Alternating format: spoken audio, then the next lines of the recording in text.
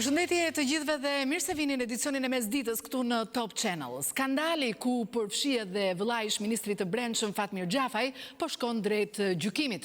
Të pandehur do të jenë deputeti i Partisë Demokratike Ervin Saljani, i mbiquajturi Babale Albert Veliu, gazetari Jetmir Oldashi dhe personi që akuzohet se imitoi zërin e Agron Gjafajt Fredi Alizoti.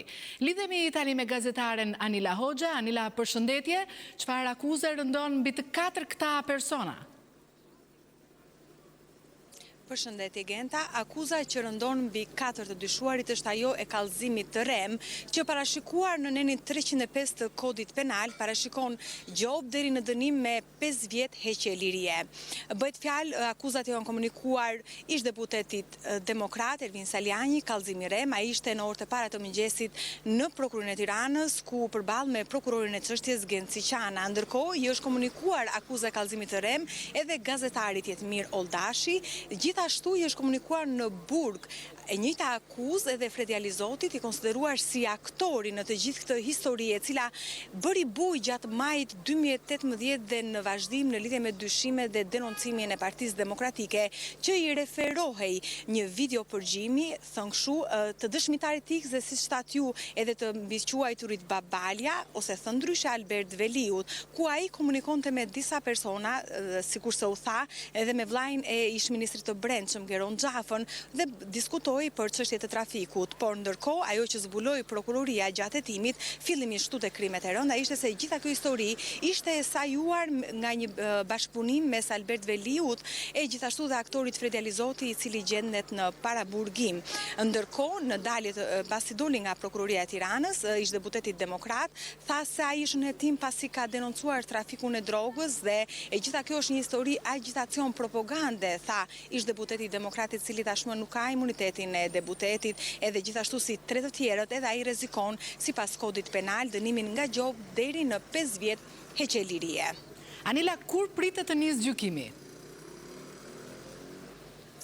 Ajo që ne dimë është se më herët gjykata e Tiranës i kishte caktuar prokurorisë së Tiranës një afat deri në datën 20 mars për të mbyllur hetimet për këtë çështje, që fillimisht u hetua te krimet e rënda mbas bujës së madhe që u shkaktua në vend, menjëherë mbas denoncimit të videos dhe të audios, ku flitej për çështje të trafikut të drogës në qytetin e Vlorës. Tashmë prokuroria, mbasi e zauroi fazën e parë të komunikimit të akuzave, do të duhet të dorëzojë dosjen në gjykatë dhe menjëherë nis procesi i kësaj çështje e mjaft të bujshme që bëri mjaft të zhurmë, pati gjithashtu edhe polemika politike. Kujtoj këtu se më herët prokuroria e krimet të rënda e kishte këtë dosje nën hetim dhe më tej shpalli mos kompetencën, përderisa vepra e kallëzimit të rem nuk është në jurisdiksionin e krimeve të rënda, por konsiderohet një krim i zakonshëm, e për këtë arsye kompetente u shpall prokuroria e Tiranës, që sot komunikoi akuzat me përjashtim të dëshmitarit X, i cili aktualisht gjendet në Belgjik mbas një sage të madhe ku ai mbasi u arratis nga Shqipëria. U arrestua në Kosovë, më tej kërkoi azil politik në Kosovë, mandej ai u arratis nga Kosova, shkoi në Hungari dhe më tej nga Hungaria aktualisht gjendet në Belgjik. Anila, ndërkaq një çështje tjetër e bujshme për të cilën ka patur zhvillime sot është edhe ajo e masakrës në blok. Prokuroria ka apeluar vendimin e gjykatës për të liruar një prej të akuzuarve kryesor, Ervin Matën. Me çfarë argumenti? Prokuroria e Tiranës kundërshton vendimin e gjyqtarit Artan Gjermeni, i cili refuzoi më herët kërkesën për arrest me burg për shtetasin Ervin Mata, i cili dyshohet nga prokuroria për vrasjen në rrethana cilësuese mbi ngjarjen në ish blok, ku u vra një person dhe 2 të tjerë u plagosën. Menjëherë pas këtij vendimi prokuroria u shpreh pa kënaqur dhe ka ankimuar në gjykatën e apelit Tiranë këtë mas sigurie, duke kundërshtuar masën e detyrimit paraqitje për Ervin Matën e duke rikërkuar sërish arrest me burg, pasi sipas prokurorëve të çështjes ky vendim është i pabazuar dhe prokuroria dyshon se Ervin Mata ka patur një rol aktiv në këtë ngjarje, por kujtoj këtu se aktualisht në paraburgim gjendet vetëm një person, një i dyshuar. Ai është Ervis Martina, ndërsa 5 të tjerë janë liruar gjatë procedurave dhe kërkimeve të tyre, ku konsiderohen dhe vetë shpallën si të pafajshëm dhe jashtë kësaj çështjeje ku ngeli i vrarë gjatë shkëmbimit me armë zjarri një person dhe u plagosën Elvis Martinaj dhe një shtetas tjetër, Elion Hato, i cili mëtej mbasi u kërkua, u arrestua dhe mëtej u laj lirë. Ndërkohë prokuroria po vazhdon ende hetimet për këtë çështje pavarësisht kundërshtimit të saj në gjykatën e apelit ku kërkon që Ervin Mata të rikthehet në paraburgim. Ervin Mata në fakt qëndroi vetëm pak orë në paraburgim, me njëherë mbasi ai u vedorzua në policinë e Tiranës në praninë e avokatit të tij mbrojtës. Por Ervin Mata ndërkohë kundërshton fort dhe thotë dhe pretendon se ai nuk është i përfshirë në këtë ngjarje pasi sipas tij ai ishte larguar menjëherë sapo kishte nisur shkëmbimi i armëve të zjarrit. Aktualisht është në kërkim vetëm ish komandu Amarvjo Billo, i cili konsiderohet nga prokuroria si personi i cili goditi dhe gjatë shkëmbimit me armë zjarri vrau një shtetas i cili gjithashtu dyshohet se ka qelluar ndaj të kërkuarit, që gjithashtu ka qenë pjesë e forcave komando. Anila, unë të falenderoj për informacionet dhe më lejo të ndahem me ty duke të uruar 8 marsin. Gëzuar të gjitha temave. Kryeministri Edi Rama ndodhet në Fier në një aktivitet për ditën ndërkombëtare të gruas, ku ka krijuar një atmosferë të veçantë duke i ftuar ato të kërcejnë. Do të ndjekim pikërisht këtë atmosferë të krijuar në Fier. Ndjekim. Unë jam vërtet krenar që ne sot i kemi dhënë këtij vendi një qeveri që zë një vend deri në Europë për barazinë gjinore. Kemi 50% gra në kabinetin qeveritar dhe dua që t'i shpreh mirënjohjen dhe t'i falenderoj të gjitha gratë dhe vajzat që shërbejnë në shtetin shqiptar në të gjitha nivelet. Ashtu si kundër dua t'ju shpreh të gjitha admirimin dhe respektin të gjitha grave dhe vajzave që janë të angazhuara në sektorin privat, që punojnë dhe mbajnë një barë dyfisht edhe atë të angazhimit tyre në punë për të sjellë të ardhurat në familje dhe atë të angazhimit tyre në familje për të mbajtur burrat në formë për punë. Tani të gjitha juve duhet vini këtu në arenë, jo nga i vallëzimi grua me grua, po nga i vallëzimi të gjitha gratë në festë dhe në protestë.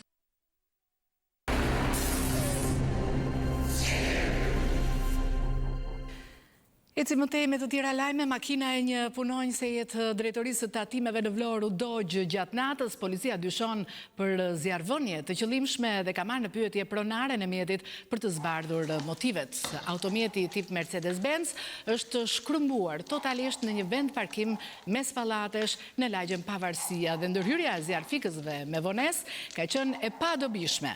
Policia po shqyrton pamjet e kamerave të sigurisë në zonë për të gjetur të dhëna që mund të çojnë drejt kapjes e autorëve, edhe pse përgjegjësit për raste të ngjashme që kanë ndodhur muajt e fundit në Vlorë nuk janë gjetur asnjëherë.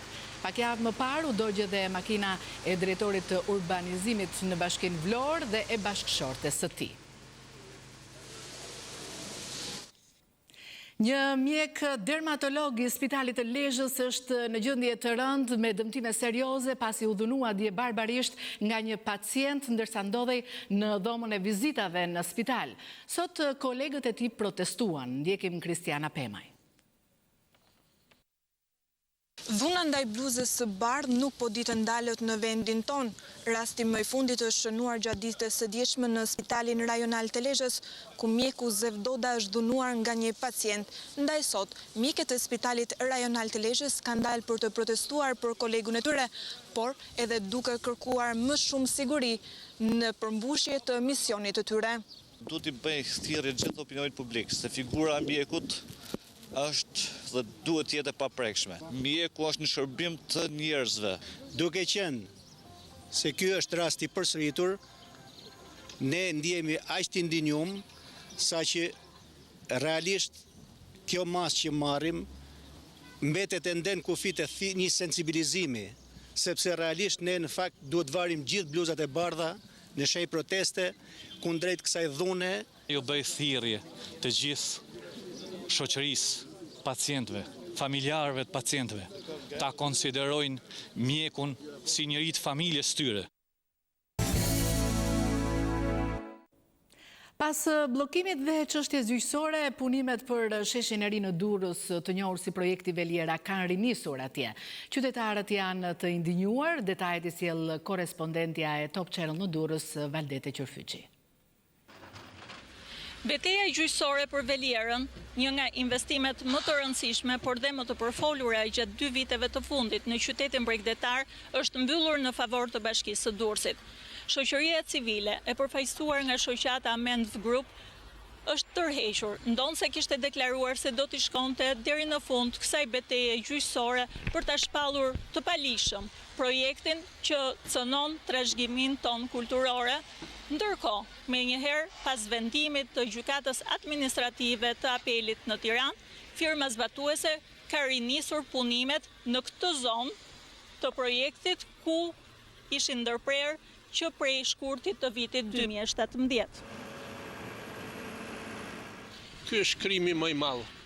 Ja aty sipër ka shtëpinë kryetari i bashkisë dhe bën se hir, ka hullë dhe plenët. Ajo ka historinë e vet dhe jo çkatrohet ashtu. Por si përjeton mafia e ndërtimit që e ka shtru Durrësin gjithë beton. Bë pishlike, ka qenë me kam 75 vjet këtu. Bë pishlike. Ka njëzur se ka ardhur kohë për të njëzur. Ka shap rruga, derisa është vendosur zgjedhur me vendim gjykate kjo. S'ka gjë për të diskutuar këtu. Shumë mirë kanë bërë. Bile kanë vonuar kot. Duhet të kishte përfunduar me kohë. Ndërsa qytetarët durrësak janë të dyzuar në lidhje me zbatimin e këtij projekti, por edhe vendimin e gjyqësorit shqiptar, firma zbatuese e projektit duhet të integrojë në projektin përfundimtar edhe gjetjet e trashëgimisë son kulturore, të cilat u zbuluan në fillesat e zbatimit të këtij projekti. Një prej kanaleve më të rëndësishëm në Myzeqe, i cili shërben për vaditjen e tokave bujqësore, është kthyer në një landfill ilegal. Banorët e fshatrave ku kalon kanali hedhin plera dhe me fillimin e vaditjes fermerët do të kenë telashe. Ndjekim për më gjërë Bledar Koreshin. Ky kanal është ndër më të gjatët në Lushnjë, i ndërtuar në socializëm për vaditjen e tokave. Sot në kanal nuk rrjedh vetëm ujë, por edhe mbetje. Në verë ka ujë, por në dimër vetëm plehra. Vetë banorët në Karbunar dhe Çiflik pranojnë se janë edhe ata përgjegjës të kësaj masakre ekologjike, duke hedhur që nga shishet plastike e deri te kafshët e ngordhura. Vinë kur vjen ujti merr dhe ngel aty. Çfarë ndodh tani aty? Bllokohet? Bllokohet. Edhe ujti nuk ikën. Po kalla, po atë që ngordhur.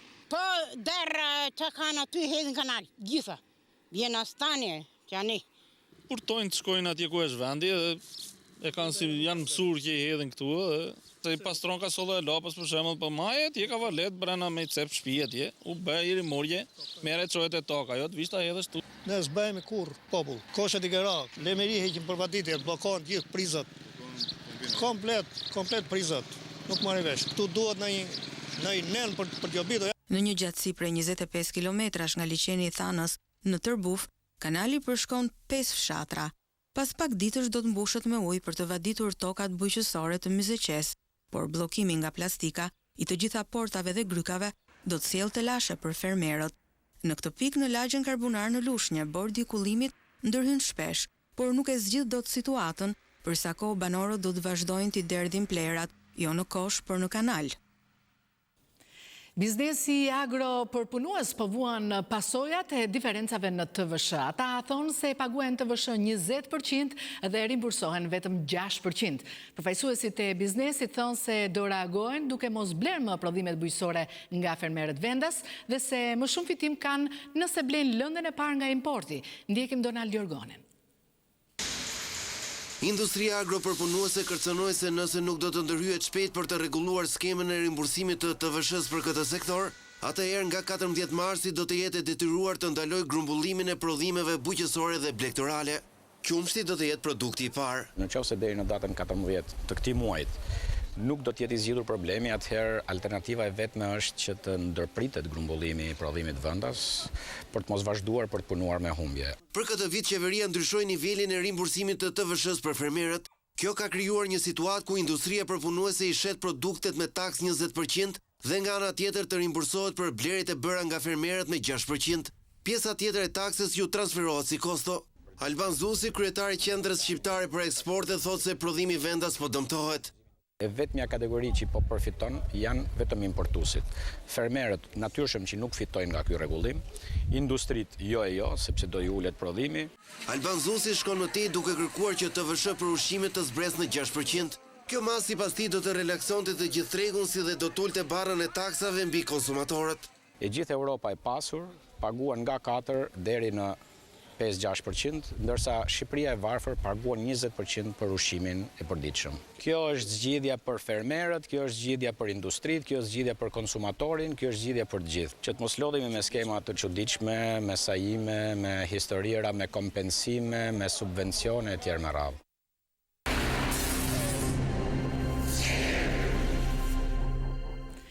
Sigurimi i shtetit përndiqte intelektualët në kohën e regjimit komunist, emra të njohur të shkencës që ishin në survejim apo vuanin pasojat e persekutimit u përkujtuan dje.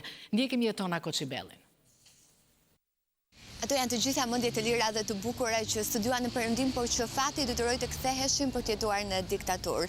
Personalitete si Kasimati, Buda apo Çabej, por edhe të tjerë, sigurisht që mund të studiohen në historitë më të hollësishme të jetës së tyre, pasi në mënyrë të dukshme apo jo, të gjitha ata ran prej sigurimit asaj kohe.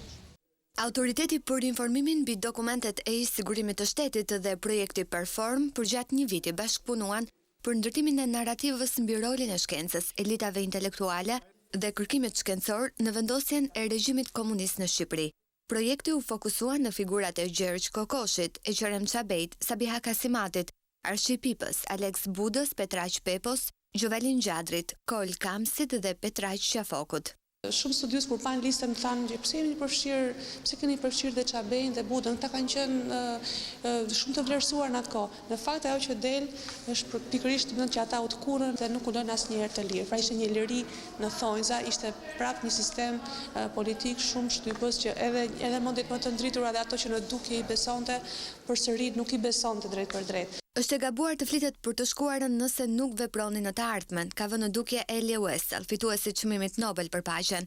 Mbi këtë parim shumë aktorë ndërvepruan në ndërtimin e historive të jetës së këtyre intelektualëve, duke nxitur edhe një debat publik.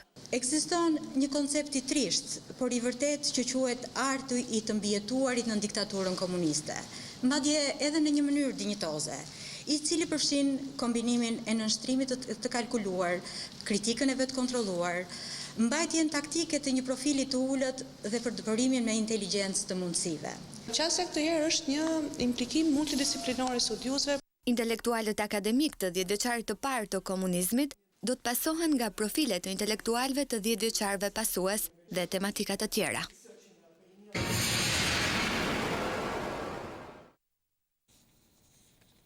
Një prej njerëzve më të afërt të presidentit Donald Trump, ndërsa garonte për shtëpinë e bardhë, është dënuar për mashtrim financiar. Ish drejtuesi i fushatës Paul Manafort, që fsheu miliona dollar të ardhura, u dënua me 4 vite burg. Ish drejtuesi i fushatës presidenciale të Donald Trumpit, Paul Manafort, është dënuar me 47 muaj burgim për mashtrime bankare dhe tatimore. Bashkëpunëtori i manjatit republikan u shpall fajtor vitin e kaluar për fshehjen e miliona dollarëve të ardhura nga aktiviteti këshillues që ka pasur në politikën e Ukrainës. Javën e ardhshme Manafort pritet të marrë një tjetër dënim për një rast të lidhur me lobimin e paligjshëm. Përpos ditëve që do të kaloj pas hekurave, ai duhet të paguajë edhe 18 milion dollar si kthim të parave që ka fshehur, e gjithashtu dhe një gjob prej 50.000 dollarësh. Vetë Manafort u shpreh në gjykatë se këto 2 vitet e fundit kanë qenë më të vështira të jetës së tij. Sot ndihemi turpëruar dhe i poshtruar, ishte deklarata e 69 vjeçarit, që i kërkoi gjykatësit të tregojë i mëshirshëm. Akuzat e rastit të dytë lidhen me hetimet e kryera mbi fushatën e Trumpit dhe mundësisë së ndonjë bashkëpunimi me Rusinë në 2016. Prokurori special Robert Mueller pritet ta përfundojë shumë shpejt hetimin e tij 22 mujor, i cili hedh një hije të rëndë mbi presidencën e Donald Trumpit. I cooperate all the time with everybody.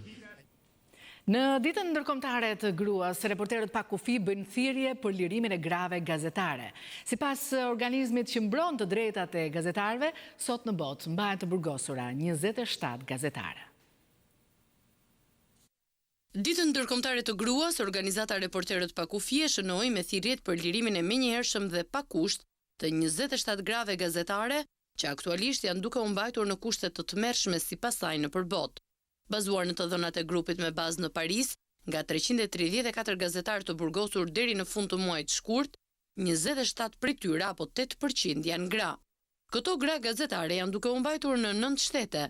Irani dhe Kina janë vendet që kanë burgosur më së shumti reportere gra, me nga 7 secili prej tyre.